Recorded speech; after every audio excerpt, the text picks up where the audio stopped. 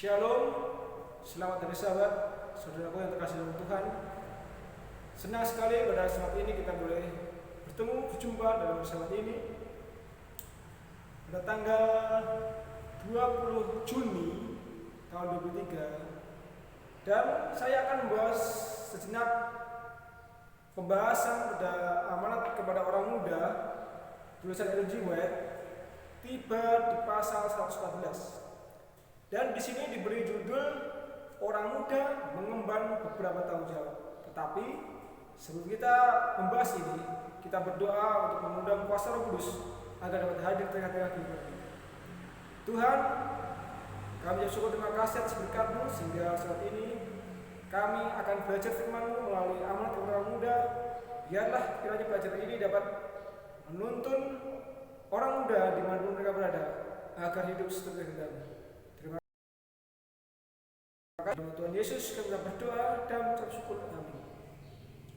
Baiklah, pemirsa dimana-mana berada, judul pembahasan kita diberi judul orang muda mengemban beberapa tanggung jawab. Nah, di sini kita melihat bagaimana orang-orang muda diberikan suatu tugas tanggung jawab untuk mereka lakukan dan kita kerjakan.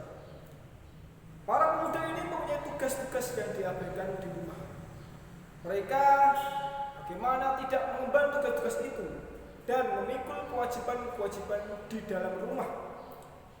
Mereka punya ibu yang setia dan praktis, yang memikul banyak beban yang seharusnya beban itu dikerjakan oleh anak-anak. Jadi anak-anak di dalam rumah mereka sudah memiliki tugas sendiri.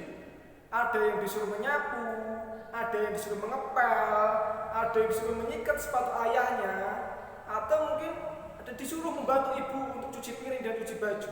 Jadi dari kecil mereka harus dididik bagaimana memiliki tanggung jawab masing-masing, sehingga pada saat mereka bertumbuh besar, mereka dapat mengerti dan memiliki tanggung jawab itu. Dalam hal ini mereka telah gagal menghormati ibu mereka. Mereka tidak berbagi beban dengan ayah mereka sebagai kewajiban sendiri dan mengabaikan menghormati dia semestinya. Mereka mengajar jalan hidup mementingkan diri, menghindari beban-beban dan kerja. Dan mereka gagal beroleh pengalaman berharga yang mana tak dapat dirampas kalau saja mereka menjadikan hidup yang berhasil. Jadi mana pada saat mereka menikmati masa muda mereka apa?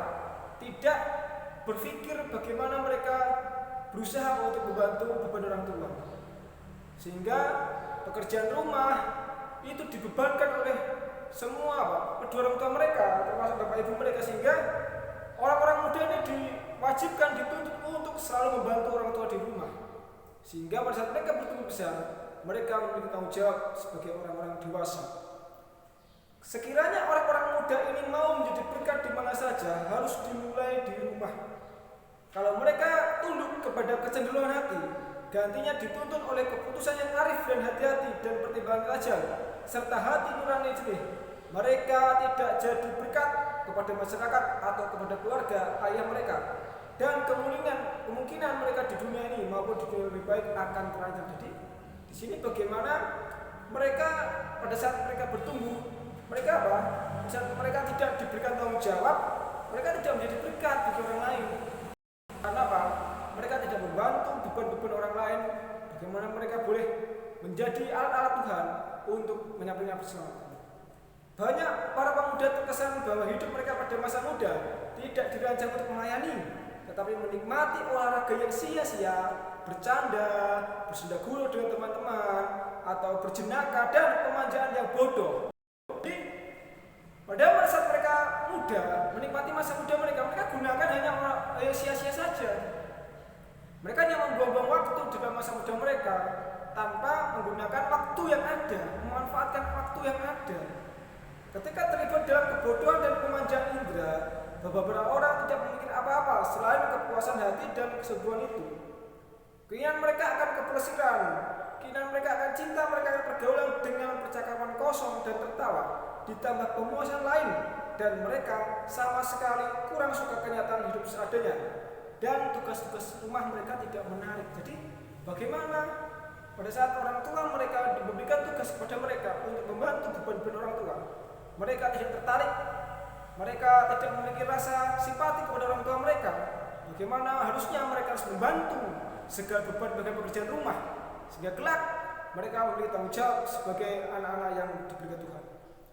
Perubahan dari kerja fisik yang sangat menyerap tenaga mungkin amat agar mereka dapat kembali bekerja, menyerahkan tenaga.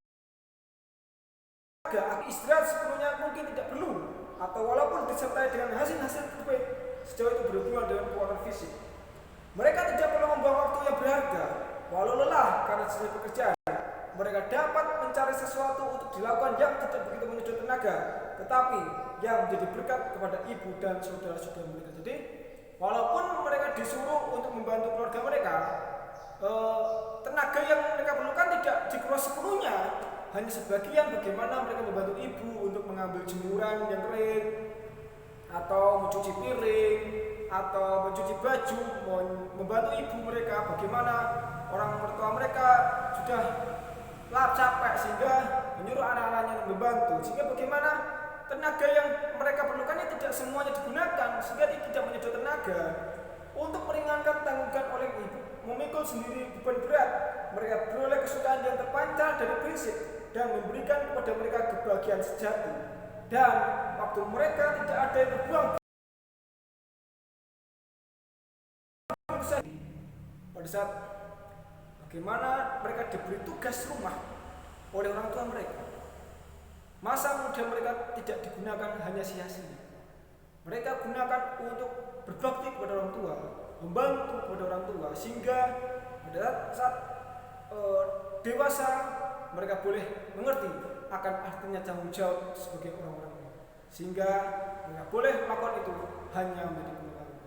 Biarlah ini menjadi peringatan bagi orang muda dimanapun kalian berada. Bantulah orang tua sehingga mereka senang bahwa mereka memiliki anak-anak yang bertanggung jawab dan dapat dipercaya. Terima kasih. Tuhan Yesus memberkati. Amin.